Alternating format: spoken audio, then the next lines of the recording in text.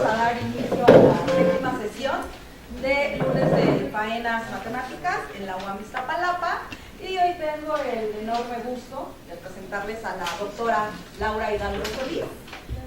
Como ya sabrán, muchos de ustedes, es profesora del Departamento de Matemáticas de aquí de la UAM Iztapalapa.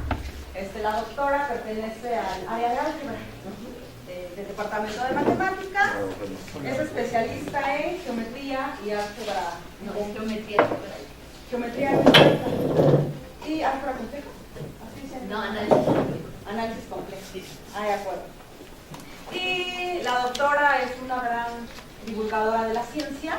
Ella participa en diversos eventos aquí en la UAM, como son la Semana de las Matemáticas. Ha participado organizando la Semana de las Matemáticas.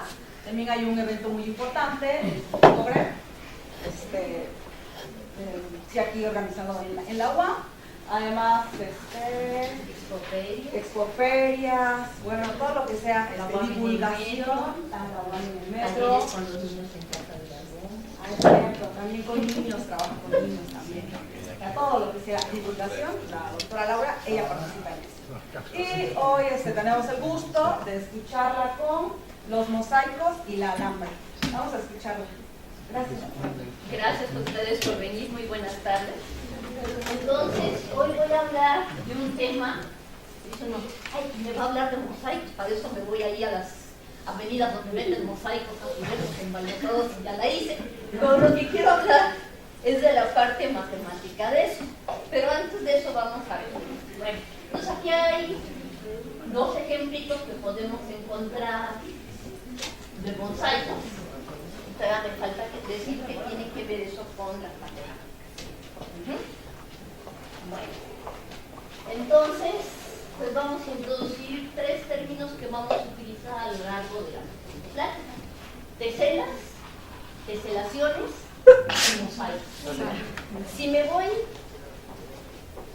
al diccionario de la Real Academia de la Lengua Española y le pregunto qué es una tesela, me avienta la siguiente definición. La palabra tesela proviene del latín tesela y significa cada una de las piezas donde se forma un mosaico.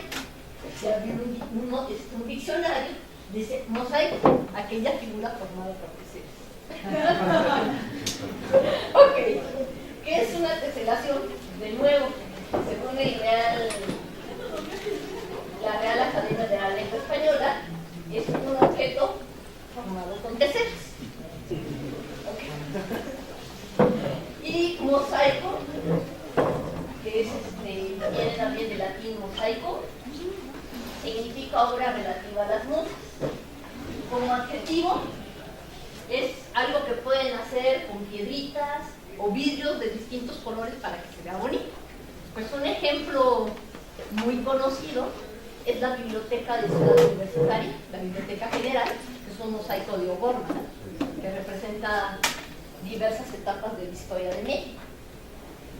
Si nos vamos a biología, organismo formado por dos o más clases de tejidos genéticamente distintos. Si nos vamos a botánica, enfermedad de las plantas causadas por virus, que presentan manchas de distintos colores. Y si me voy a informática, es una aparición simultánea, generalmente minimizada y en un mismo plano, de distintos documentos o partes de ellos en una pantalla de computadora para facilitar su empleo. Entonces, nada que ver con matemáticas. ¿Sí? Y entonces la pregunta, bueno, ¿por qué estamos presentando mosaicos en matemáticas? Entonces, para nosotros, ¿qué es un mosaico? Bueno, una teselación, mosaico o embaldosado, dependiendo si están tomando textos de español de México, español de Argentina o español de España, pueden encontrar cualquiera de estos tres denominaciones. Va a ser una descomposición del plano en distintas regiones. Cada uno de esos pedacitos lo vamos a llamar una tesela, de manera que no nos quedan huecos entre las teselas y tampoco se traslapan. Son ejemplos, estoy para dar otro ejemplo. ¿Sí? Entonces, cada uno de estos, bueno, pues aquí tenemos un mosaico o embaldosado del plano y está formado por cuadrados, cuadraditos, una tesela. ¿Ok? Y entonces, como matemática, la primera pregunta: ¿cuántas formas distintas o con qué objetos puedo teselar o hacer un mosaico del plano? Es una pregunta tan abierta y tan general y hay tantas formas que lo que hacemos los matemáticos es vamos poquito a poquito. Bueno, entonces primero, ¿qué tipo de piezas son las que voy a permitir para hacerme el problema un poquito más accesible? Entonces lo primero que nos preguntamos es, bueno, para matemáticas.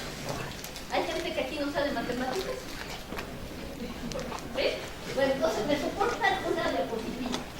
Entonces, si por N no encontrarlos una teselación va a ser una colección numerable de conjuntos cerrados, tau mayúsculas, cuyos elementos son teta, tales que la unión de todos estos elementos es el espacio euclidiano y dos distintos no se intersectan, ¿ok? Sus interiores no se intersectan. Entonces, la primera parte me dice que lleno todo el plano y la segunda parte que no se me traslapa uno por uno. ¿De acuerdo? Esto lo puse para matemáticas. Ya sé que hay gente que no ve matemáticas. Y entonces, ¿de qué tipo de teselas me voy a preocupar ahora? Que se peguen arista con arista. ¿Sí? O sea, si ustedes se fijan en las paredes de ladrillos, de repente pones un ladrillo, llegue hasta aquí y el otro quede a la mitad. Entonces lo que quiero que pegue como el piso, arista con arista. Y lo segundo que voy a pedir es que sean polígonos regulares, todos del mismo tipo, del mismo tamaño, ¿ok? Entonces, del mismo tamaño y de la misma forma. Y entonces, pues déjenme mostrarles un ejemplo de qué quiero que sean mis teselas. Y aquí traigo un acordeón, me parece que tengo que abrir primero. Tesela triangular. Es el primero que tengo que abrir. Ok. Teselación triangular.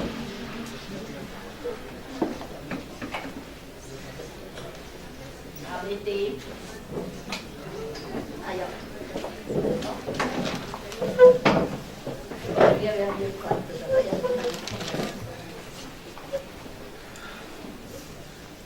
ok. Bueno, entonces mi primer polígono regular que voy a considerar pues es el más sencillo de todos, un triángulo equilátero. Pues un triángulo equilátero se caracteriza porque sus tres lados tienen la misma longitud y sus tres ángulos inferiores pues son exactamente iguales. ¿Sí? Ok. Y entonces, ¿qué voy a empezar a hacer? Pues lo que voy a hacer es, voy a tomar, bueno, tengo este, que es mi tesel original, y aquí hago una copia. Y sobre la copia voy a empezar a girar alrededor de este vértice. Hagan de cuenta, pongo otra tesela de manera que no se me encime con esta, pero que tampoco me deje hueco. Entonces tengo una y le voy a pegar otra. ¿Sí? Ok, entonces ahí va. Aquí está la primera. Ahí pongo la segunda. Ok, no giro con el de abajo, giro con el de arriba. Ahí pongo otro, y otro, y otro, y otro. ¿Sí? Y yo puedo seguir, así como hice con el vértice de acá arriba, lo puedo hacer con el vértice de acá abajo, pues cualquier otro vértice. ¿Sí? De manera que yo podría llenar todo el plano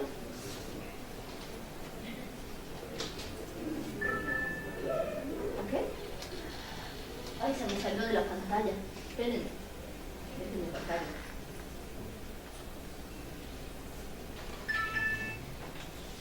Pues de manera que yo podría llenar todo el plano haciendo esto. ¿Ok? Entonces ya hice que creciera. ¿Bien? se fijan? Ok. Déjenme moverlo otro poquito porque se me volvió a salir de la pantalla. Si yo aquí, fíjense, aquí este fue mi triángulo inicial. Y yo empecé a hacer giros y aquí volví a tomar otro triángulo. Si yo aquí giro este con respecto a este vértice para acá, este con respecto a otro vértice y el otro acá, y el de allá arriba, este de aquí con respecto al vértice de arriba, me da un triángulo más grande.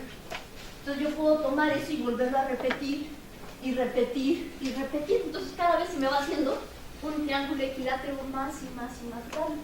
Si repito todo este proceso indefinidamente, ¿están de acuerdo que lleno el plano?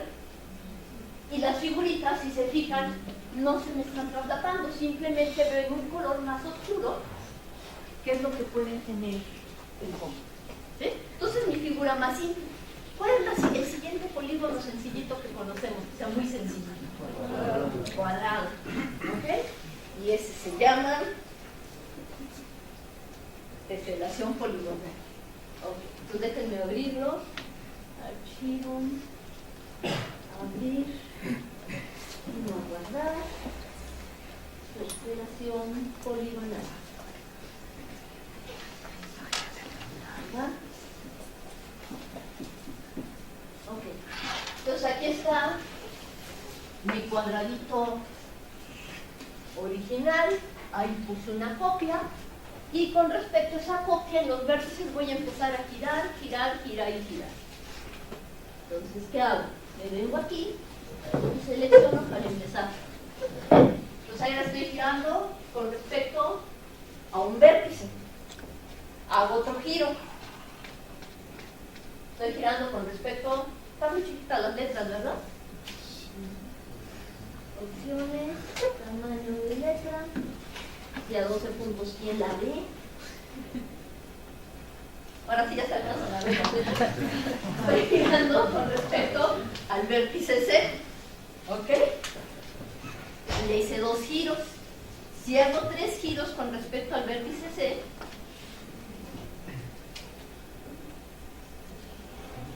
si se fijan, es como si lo hubiera reflejado con respecto a la recta de prima C'.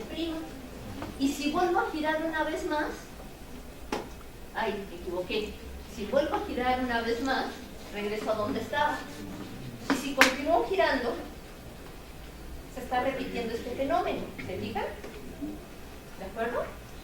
Y entonces, ¿qué pasa cuando no nada más los presento, sino digo, sí, claro, entonces sí lo puedo hacer?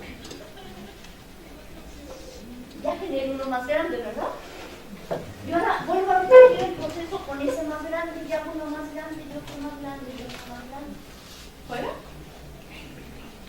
Entonces, eso me dice que con los cuadrados también puedo embaldosar o hacer un mosaico del plano.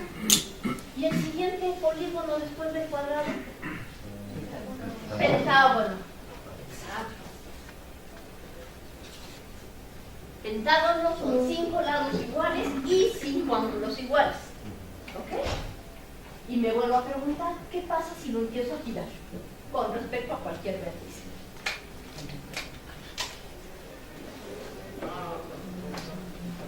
Si lo quiero, ahí me quedó un giro, ¿verdad? Lo vuelvo a girar. Ahí me quedó. Y si lo vuelvo a girar, ¿qué pasó cuando quise meter 3 baldosas en el mismo estilo? Se enciman. Y si solo metiera 2, se queda un hueco. Entonces, ¿puedo cubrir el plano usando solo pentágonos regulares? Pues, aparentemente no. ¿Ok? Entonces, déjenme ver qué me dice esto de aquí. ¿Veis? Ya se encimaron. Se enciman, se enciman, se enciman. Pues no significa que no se vea bonito. Simplemente, otra vez me salí de la pantalla, ¿verdad?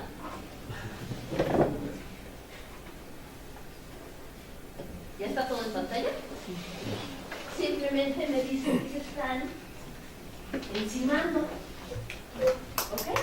Entonces, no puedo cubrir el plano usando solamente pentágonos y girando alrededor de los vértices. si en lugar de girar yo reflejara, voy a tener un problema similar.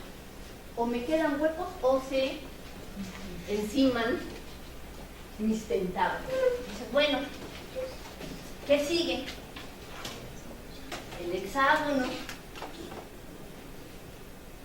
Ay, manita, ¿dónde quedó la manita? Ahora voy con el hexágono. ¿Ustedes creen que lo puedo lograr con el hexágono?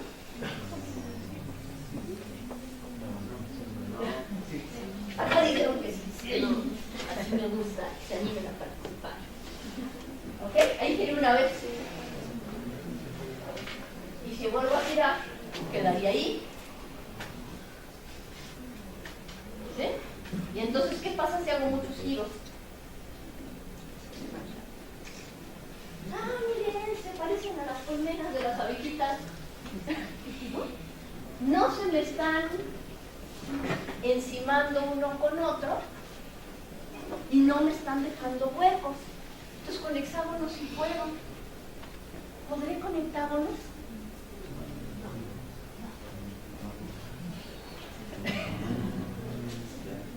Vamos a ver si puedo conectar. Ups. Dice, no, y te quedó todo encimado. Pues tampoco significa que no sería bonito. Miren, parece una florecita. Pero tampoco lo puedo hacer usando hectágonos. Entonces uno se pregunta, ¿con qué tipos de polígonos regulares sí puedes llenar el plano de manera que no te queden huecos y que tampoco haya terminadas? Y entonces la pregunta se restringe a decir, pues dime cuánto mide este ángulo para cualquier polígono de N lados. Dice uno, con problemas, porque yo sé cuánto miden los ángulos interiores de cualquier triángulo. Y si les pregunto, ¿cuánto mide la suma de los ángulos interiores de cualquier polígono?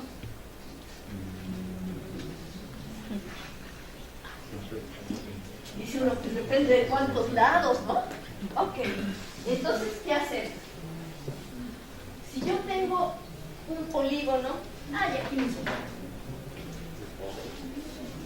Déjenme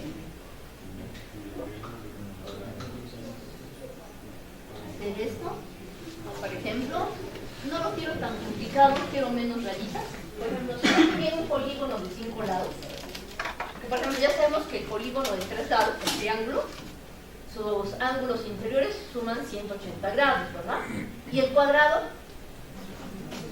360. La pregunta es, ¿y el pentágono? Entonces, lo que voy a hacer a continuación es algo que puedo aplicar en general. Entonces, del punto A al punto D trazo un segmento y del punto D al punto B trazo un segmento. ¿Y qué me doy cuenta? Que tengo 3 triángulos. Y entonces este ángulo más este ángulo más este ángulo más este más este más este y este me da la suma total de los ángulos interiores del triángulo, luego del pentágono, ¿verdad? Entonces, si yo tengo que mi polígono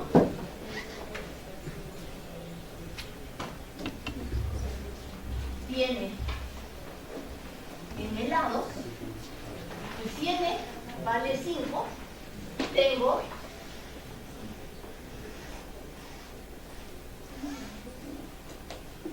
tres triángulos.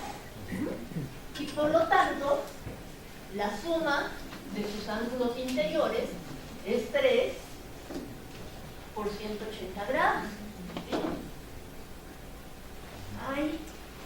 Bueno. Y entonces, ¿qué puedo decir? Pues yo sé cuánto vale cada uno de estos ángulos, ¿verdad? Entonces, cada uno de estos ángulos valdría 3 sobre 5 por 180 grados. Está sencillo, 102 grados. ¿Ok? Y el hexágono, muévete. No, pues si no le atino, ¿verdad?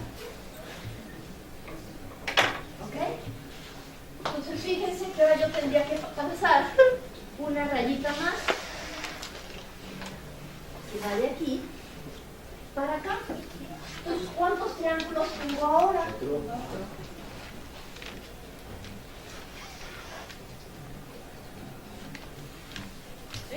¿Y cuánto me va a dar ahora? Bueno, este viene con este. ¿Y ahora este cuánto vendría?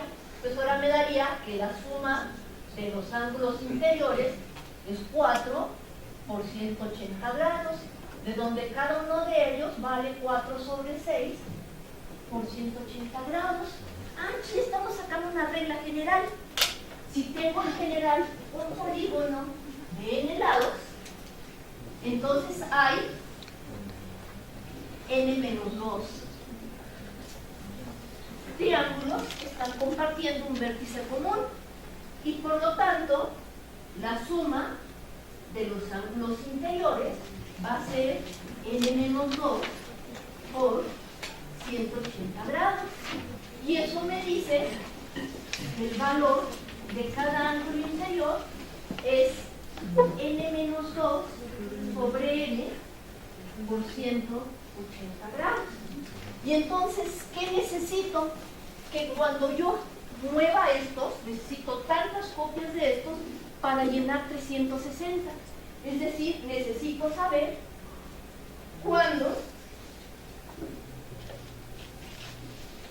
alfa i divide 360, es decir, cuando 360 es un múltiplo entero de alfa i. Entonces esa pregunta se hicieron hace más de 2000 años los pitagóricos, y la respuesta es que solamente hay 3 casos: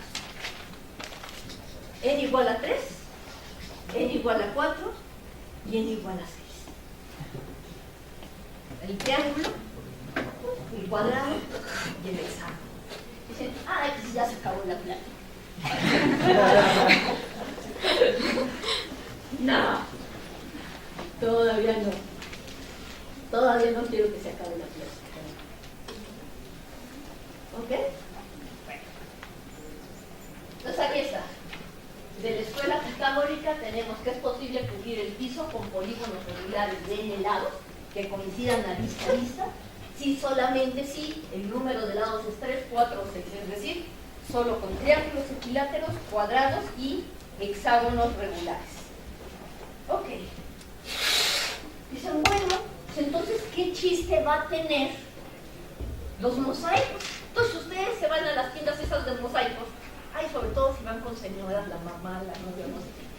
Que el adornito, que no sé qué, que se vea bonito, ¿sí? Que haga juego con el color, que haga juego con no sé qué. Bueno, entonces lo que me estamos preguntando ahora es ¿qué tipos de simetrías vamos a poder tener? Entonces, ¿qué va a ser una simetría?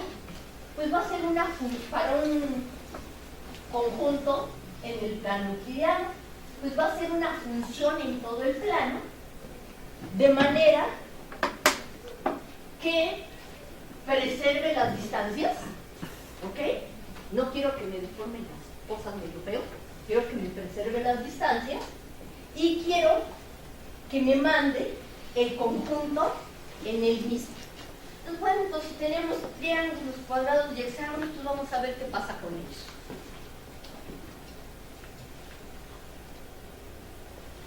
Ok. Entonces vamos a abrir una nueva. Abrir. Y el siguiente se llama, lo quiero guardar.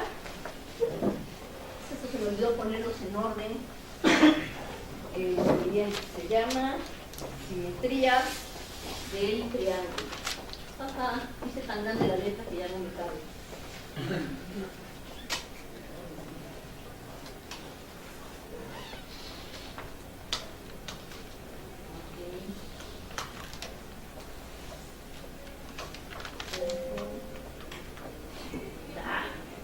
Esto lo hago desde afuera. Está la letra. Al fin y al cabo ahorita lo vuelvo a hacer. Archivo, abrir, guardar, simetrías voy a tener dos tipos de simetrías de triángulo, ¿sí? Pues ahí va la primera. Va a ser grande. Ya vi que estoy haciendo, cuando lo hago grande, cuando lo muevo hacia arriba. Ok, entonces ahí está el triángulo. Y como yo estoy miope, déjenme hacer la letra grandota. Ahí se ve ya la letra. Es un poco borrosa, pero ya se ve, ¿verdad? Entonces, tengo el triángulo equilátero, igual que hace rato. Y me fijo en el centro de masa centroide, o como le quieran llamar, ¿sí?, del triángulo equilátero. Es el punto donde se cortan. Para el triángulo equilátero me da lo mismo las alturas, las medianas, las directrices, las bisectrices. Me dio exactamente lo mismo. Entonces me fijo en ese punto. ¿Y qué quiero hacer? Pues voy a empezar. Ay, creo que se me encimaron estos. Voy a empezar a girar.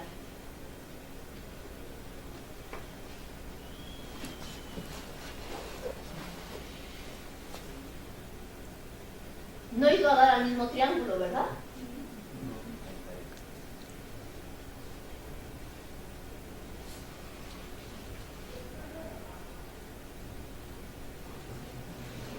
Ya le atiné.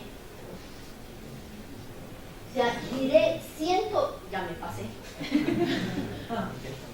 120 grados alrededor del punto que llamé centro, para que el triángulo fuera a dar en el mismo. ¿Ok? Bueno, pues si yo giro otros 120 grados, ténganme paciencia.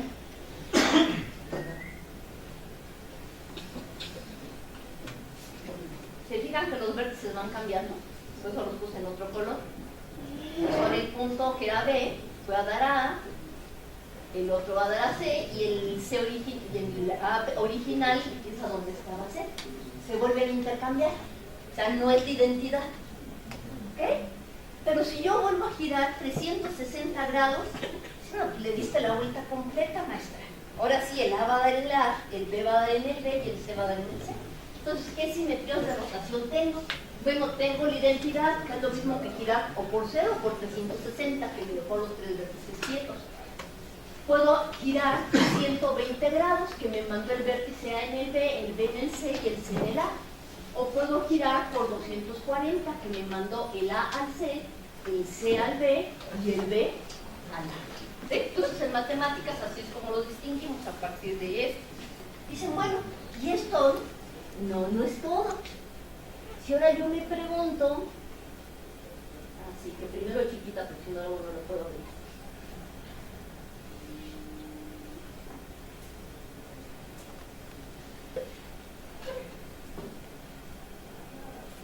Con las simetrías de reflexión, ¿qué va a pasar?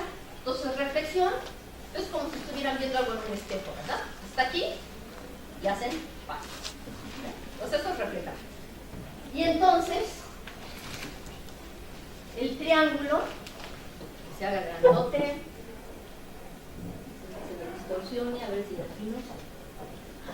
Me falla la puntería.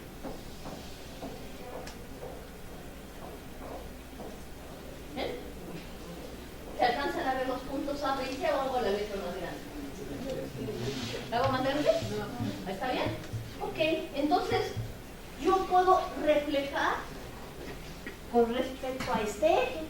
Bueno, para reflejar con respecto a una línea, ¿están de acuerdo que yo me necesito salir del plano? Entonces, bueno, voy a salirme tantito del plano. Entonces eso lo voy a representar por un momento como si...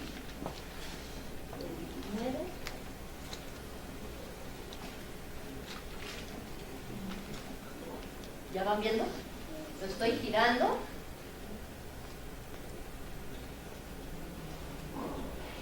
¿Se fijan? El vértice de arriba, el A, queda fijo. ¿Y qué les está pasando a B y a C? Se intercambian, ¿verdad? Entonces el B va a dar al C y el C va a dar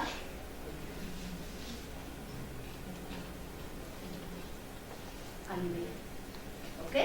Entonces ya el C quedó arriba del B y el B quedó arriba del C. Y si lo vuelvo a girar, regreso como estaba original.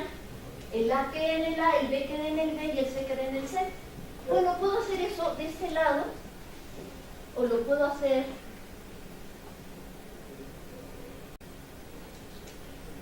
de este otro lado.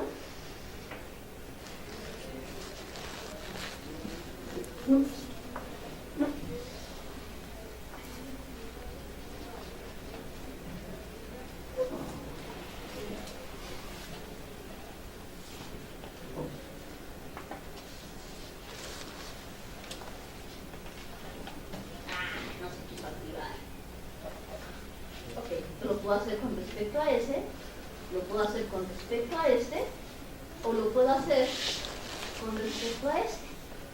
Entonces ahora yo tengo tres simetrías de reflexión. ¿Ok? Es intercambiar B y C, fijar A, intercambiar A y B, fijar C, e intercambiar A y C y fijar B. ¿Sí? Pero también las puedo componer, puedo fijar que puedo primero intercambiar B y C y luego C y A. Dices, ay, ¿qué te queda? Bueno, si junto las rotaciones con las reflexiones, o me sale una reflexión o me sale una rotación. ¿Ok? Y entonces en matemáticas, como tengo la identidad, la composición de cualquiera reflexión con una rotación me va a dar o una reflexión o una rotación. Nos decimos que es una estructura cerrada, no conmuta, no me da lo mismo primero reflejar y luego rotar, que primero rotar y luego reflejar, entonces no conmuta, pero sí es asociativo. Entonces decimos que tenemos una estructura de grupo, similar a cuando sumamos, ¿ok? Y entonces me regreso.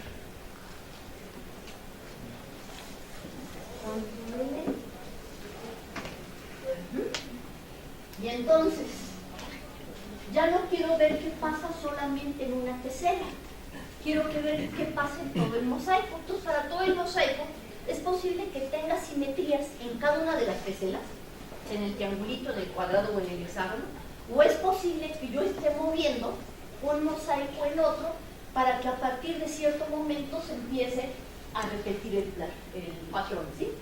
¿Qué significa eso desde el punto de vista matemático? Que si tomo un elemento en la tesela, su imagen bajo esta biyección que preserva distancias también va a ser otro objeto en la tesela, ¿sí? Entonces, por ejemplo, si yo estaba en este cuadrado, le aplico sigma y vengo a dar este cuadrado de aquí. Entonces, ¿qué hice? Pues recorrí 6 cuadrados, entonces todos los cuadrados recorren 6 unidades aquí. Esto sería aplicar una traslación. Entonces estoy respetando una dirección y una magnitud.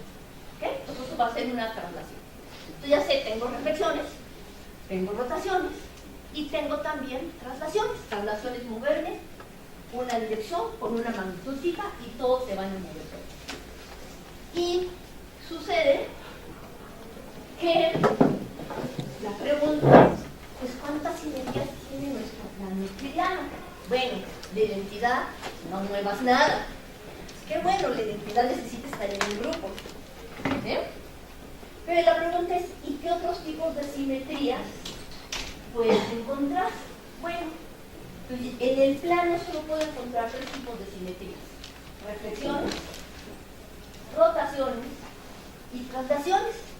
Pero se demuestra que tanto las rotaciones como las traslaciones las puedo ver como la composición de a lo más 3 reflexiones. No necesito más, o sea, me podría quedar exclusivamente trabajando con reflexiones. Y entonces, ¿qué significa reflejar? Pues ya dijimos, tengo una línea, como en el caso del triángulo, ¿y qué me va a estar haciendo? Me va a estar intercambiando los puntos con respecto a ella, usando donde la recta va a corresponder a la mediatriz que une los puntos P y P'. Ahora ya me salta rotación. ¿Qué es una rotación? Pues yo elijo un punto a lo largo, alrededor del cual voy a girar. ¿Y cuánto voy a girar? Pues un ángulo determinado. ¿Sí? ¿Okay? Y entonces las rotaciones sabemos que nos preservan distancias, también nos preservan ángulos. Y si yo giro 0 grados o 360 grados, o cualquier múltiplo de 360 o de 360 grados, estoy obteniendo de nuevo la identidad. Dentro de las rotaciones hay una cosa especial que es girar solamente por 180 grados, a esa la llamamos semigiro. Y finalmente, la traslación, que mueve los puntos, todos los puntos del plano, la misma dirección y en el mismo sentido. No se va a decir unos salgan para allá y otros para acá y otros para allá como están ajustados. ¿Ok? Todos en la misma dirección y en el mismo sentido. Y ahora, los mosaicos de los que voy a hablar, hay muchos tipos de mosaicos, solamente me va a interesar uno de ellos, aquellos que vamos a llamar periódicos. ¿Qué significa que sea periódico? Pues que voy a poder encontrar en el plano dos direcciones distintas, de manera que a partir de cierto momento el modelo se va a repetir y repetir y repetir. Si no se repite, vamos a decir que no es periódico, y si no solamente no se repite, sino que no hay ninguna forma en que yo pueda acomodar las pecelas para que se repita, se llama periódico.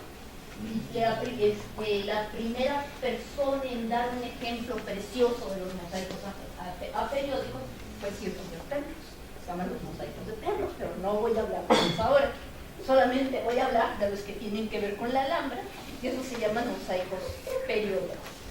Bueno, a finales del siglo XIX, el cristalógrafo Fedorov demostró que solamente hay 17 grupos infinitos de dimensión 2. Esto es, estos grupos se volvieron a redescubrir, porque ese trabajo como que ignoraron, que no hicieron mucho caso, sí, es de unos químicos que están buscando cómo se comportan los cristalitos. Pero fueron redescubiertos en 1924 por el matemático Polya, y de nuevo el trabajo de un cristalógrafo Nigel. ¿Por qué? Porque a ellos les interesa mucho la composición de las moléculas y cómo se acomoda, cuestiones de qué, de estructura de materiales, resistencia, y ahora que estamos con las cuestiones de los policarbonatos, la resistencia de materiales cada vez más ligeros, más resistentes, que consuman menos, pues nos interesa mucho cuáles son estas estructuras. ¿Sí? Los símbolos que vamos a emplear, o que se emplean comúnmente, son los que dieron los cristalógrafos de acuerdo a las tablas que presentaron en los rayos X. Y entonces vamos a seguir la siguiente nomenclatura. La letra P o la letra C vertical. Ellos orientaron su plano, ellos dijeron horizontal, vertical. Creo que alguna la volteé, entonces por ahí va a salir al revés. Ok, la letra G indica que igual no hay una reflexión directa, pero si reflejas y trasladas poquito, entonces acepta esa transformación. Y si lleva un número 1, significa que no hay un eje de simetría perpendicular al eje de las X. ¿Ok? Entonces vamos a ver entonces los 17 ejemplos. Tengo 15 minutos para 17 ejemplos. Ok, empiezo por los que no tienen simetría de rotación. Miren, entonces en una de las columnas de la Alhambra pues se encuentran estas especies de mantarrayas. ¿Sí? Si se fijan, esta se parece a una mantarraya, está la bolita, ¿no? Aquí le ponen los ojos, ¿sí? Y entonces tenemos una retícula que es un paralelogramo. Aquí tengo mi paralelogramo, ¿quieren? Track, track, track, track, y después de eso se fijan todos, el patrón se vuelve a repetir. ¿Sí? Dicen, ok. Esta, si la reflejo con respecto a esta línea amarilla, va a dar en el mismo. ¿Sí?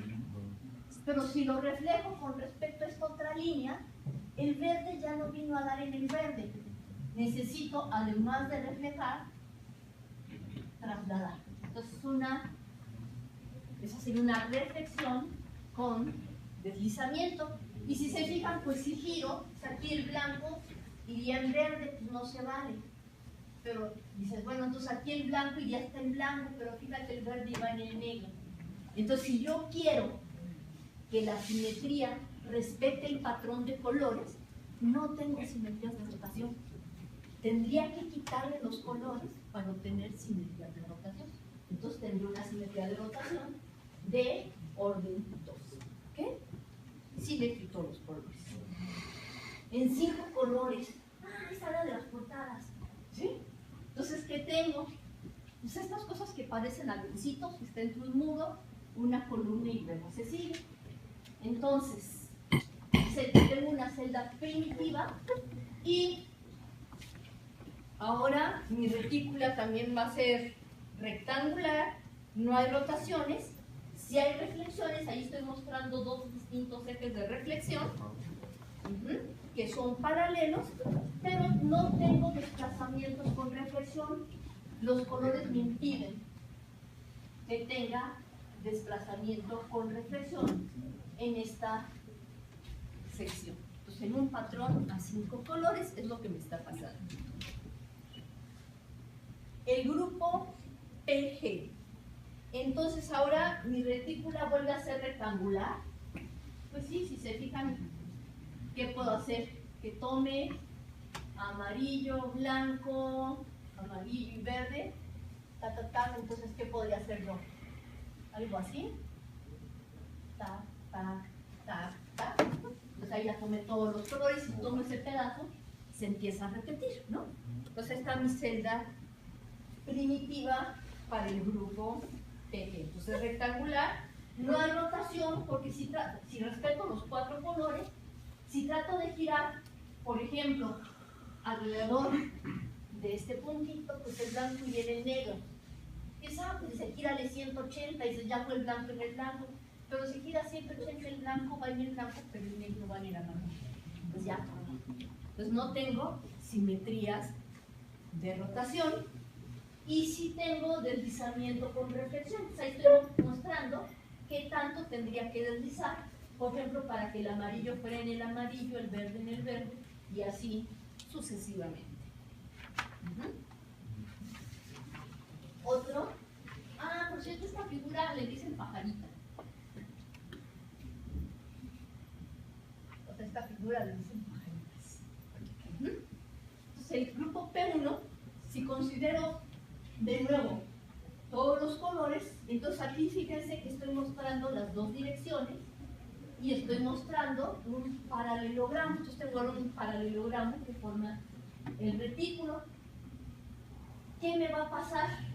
Si yo quiero hacer rotaciones, no tengo, ¿verdad? Si quiero que se respeten los colores, no tengo, porque entonces el azul ya vendría en el amarillo y ya se pegó la patria. O el negro vendría en el verde y tampoco se puede si tomo las esquinitas de acá. Y si tomo estos de aquí, pues este iría en este y ya se me amoló. Entonces, permitir que haya colores me impide que tenga simetrías de rotación. Entonces, ok, ahora vamos a aquellos que si giro 6 veces regreso al patrón original. ¿Sabes? Con florecitas. ¿Sí? Entonces, pues si se fijan, aquí está bastante bien marcado mi hexágono, ¿no? Y el centro de mi hexágono. Y mi hexágono está formado por 6 triángulos equiláteros, ¿no? Y además el patrón, si me olvido de nuevo del color, desde aquí no estoy pidiendo que me respete el color, si lo dejo monocromático, pues este iría a dar en este en este y así sucesivamente. Entonces ya admitiría un centro de rotación de orden 6 en cada uno de estos puntos, pero tendría que hacer monocromático. Si admito que haya colores, entonces, ¿qué pasaría? Es un dices, bueno,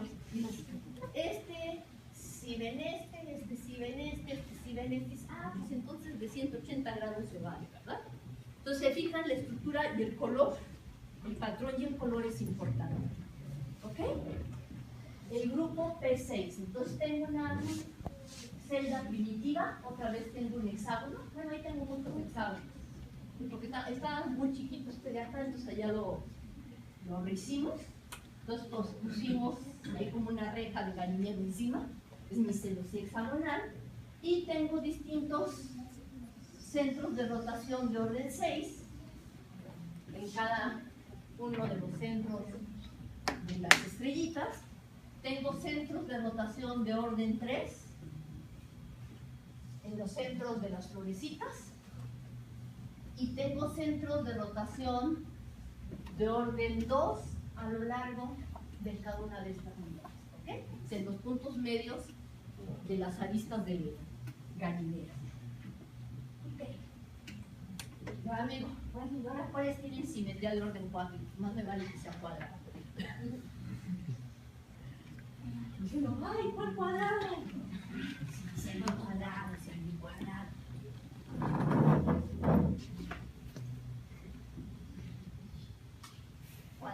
Cuadrado, no se asusten. ¿Sí? Ok, entonces fíjense, allá tengo marcada de nuevo como si fuera una reja con cuadrados. ¿Ok? De nuevo, me olvido del color. Veo dónde están mis ejes de reflexión con desplazamiento, que son estas líneas que estamos poniendo de manera punteada, y cuáles son mis ejes de reflexión sin desplazamiento. Y ahora voy a tener rotaciones de orden 4 y de orden 2. Entonces, la más pequeña es de orden 4, pero si yo compongo una de orden 4 con otra de orden 4, obtengo una de orden 2. ¡Sas! Otra vez los avioncitos, pero ahora le quité el color. Entonces, si lo considero monocromático, ¿qué está pasando? Pues ahora que tengo que este va a dar en este, que este va a dar en este. ¿Sí? Entonces sí admite rotaciones. ¿Sí? ¿En dónde más admito rotaciones? Aquí. Este de aquí va a dar en este de aquí, en este de aquí y en este de aquí. Entonces tengo de orden 2, que es hacer un semigiro. Tengo de orden 4, que son estas que estoy mostrando aquí. Tengo ejes de reflexión con desplazamiento. ¿Por qué? Porque ahora si yo tomo esta de aquí, reflejo, traslado, vengo esta de acá, ¿no? ¿Ok? Entonces, quitar o poner color me está cambiando la estructura. Ahora, P4 es la primitiva, rotación de orden 4, y entonces todos los centros de las florecitas son centros de rotación. Los cruces de las líneas, no sé si se alcanzan a distinguir que aquí hay unos cruces. Aquí hay unos cruces, una pasa por abajo y otra por arriba. Aquí esta pasa por arriba y esta pasa por abajo. Bueno, pues esos cruces evitan que haya reflexiones. ¿Sí? Ay, qué ociosos porque se les ocurran tantas cosas, ¿no? Pero si tienes un no es ociosidad, es supervivencia, ¿no? Ok, ahora me voy a las de orden 3. Bueno, uno de los grupos más difíciles, bueno, los primeros 14 ejemplos, que son los que acabamos de ver, se descubrieron de manera bastante fácil. Luego, posteriormente, se logró encontrar dos grupos más, los de simetría, pero el que no salía, sino hasta finales del siglo pasado, fue el grupo P3M1.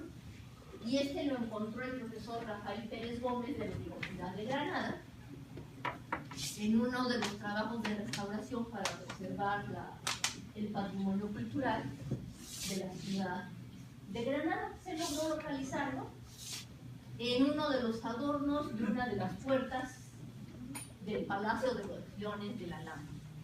¿Ok? Entonces, si ustedes le ponen a Google Rafael Pérez Gómez, un matemático que pasea por la Alhambra, divulga más, entonces ahí está el artículo con todas las figuritas que le encontró y la clasificación de los grupos que tiene. Entonces, ok, entonces en la pieza superior, no está súper borrada la foto, aquí hay unas configuraciones muy chistosas, que si le hace uno el acercamiento, dice uno, ah, el triángulo, pues sí, P, primitiva, 3, rotaciones de orden 3, M, que dijimos que significaba la M.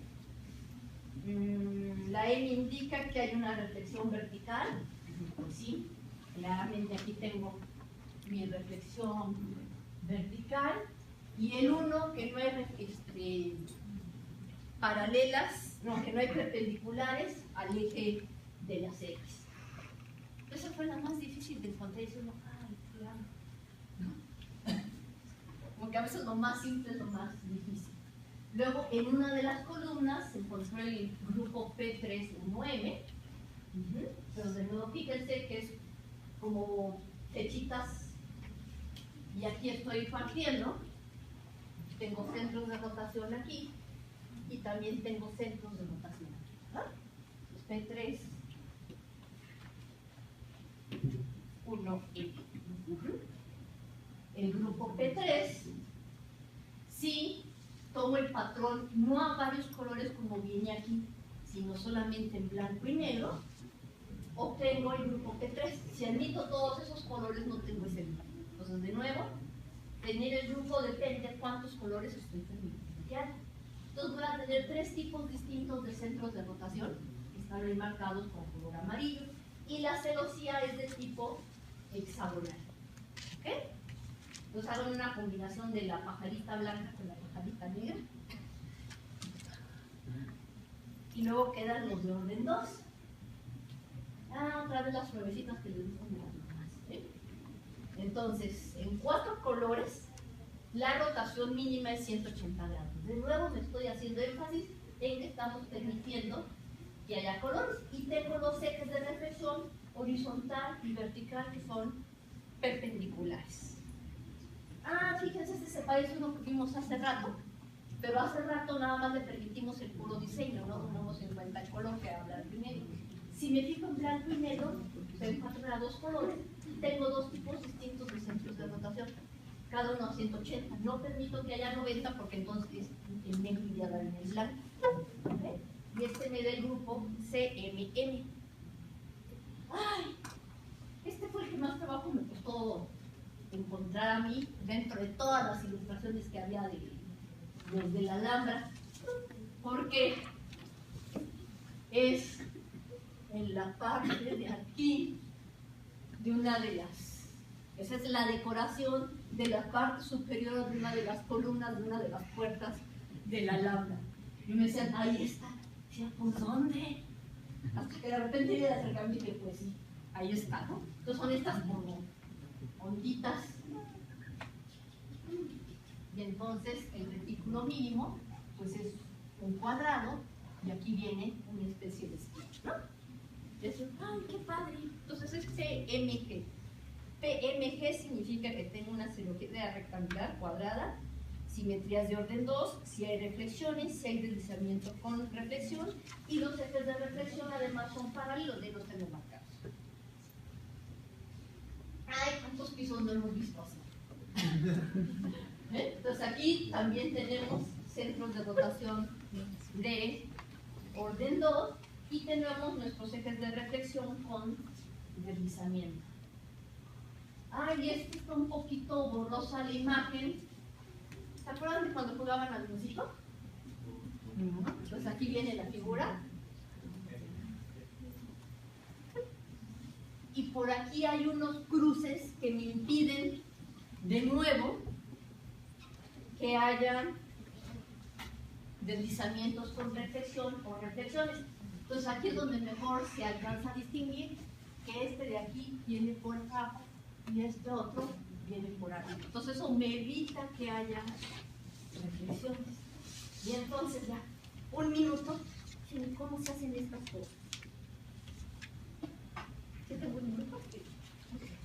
¿Cómo se hacen estas cosas? ¿Quieren una sencillita?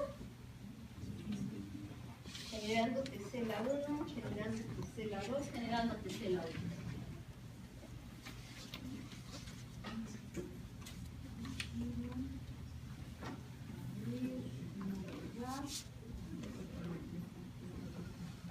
Generando tesela 1, no, generando tesela 2, no. Esta. ¿Cómo se les ocurre a estos señores hacer tantas combinaciones y tantas cosas? Bueno, ya sé sé que 2 puntos me determinan un triángulo equilátero, un cuadrado, un hexágono, una geometría. Entonces, pues ellos en sus libros de artesanos, es siglo X o algo por el estilo, dijeron, bueno, pues vamos a tomar una figura básica. Puede ser el triángulo equilátero, el cuadrado o el hexágono. Entonces ya lo construyeron. Voy a marcar un punto en el interior. ¿Para qué? Ahorita. Pienso ahora en la recta que va de este punto a este punto y trazo la perpendicular a este otro punto. ¿Sí? ¿Para qué? Espérenme tantito. Hago esa línea y voy a querer que esa línea sea un eje de simetría para lo que yo voy a construir. Entonces, este lo voy a reflejar con respecto a esa línea. Ya lo reflejamos, ¿ok? Salió como una flechita. Y ahora, tanto este pedacito como este pedacito los voy a recortar y los voy a pegar en los lados adyacentes a este vértice y al vértice de allá arriba opuesto. Ya quedó. Y borro lo que tenía antes. Ahí me quedó el avioncito famoso, ¿no? Ok, entonces ya tengo el avioncito. Le pongo color. Y lo empiezo a girar. Primero, con respecto a este vértice. Ya lo giré 90 grados. Pues quiero que tenga una simetría de rotación de 90 grados. ¿Sí? Y si le quito el color, además va a tener simetría de rotación. Ahí está. Veo el 4. Yo ahora empiezo a trasladar horizontalmente el patrón. Y ahora empiezo a trasladar verticalmente el patrón. ¿Y qué lleno? El plano. ¿Ok? Pero si fijan, yo dejé marcado un puntito rojo ahí. ¿Lo alcanzan a ver? ¿Qué pasa si yo lo muevo?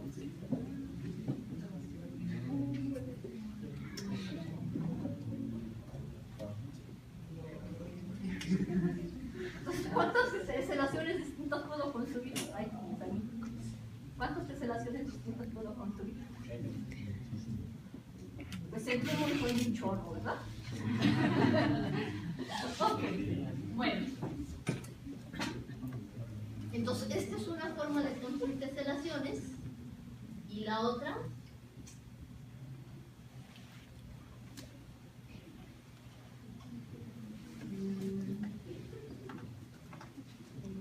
tesela de color.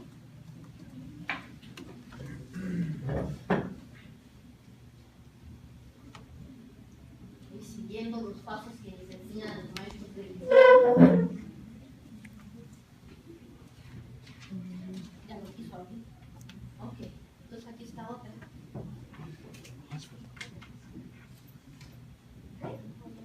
¿Sí?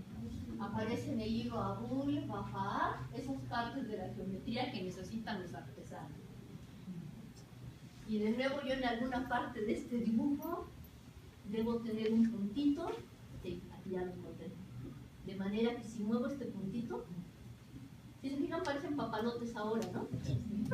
Ok, modo que no le puedo atinar al punto, si no se podrían mover los papalotes y estarían cambiando las formas. Entonces si se fijan aquí, pues es claro que lo que yo tengo esencialmente son cuadrados.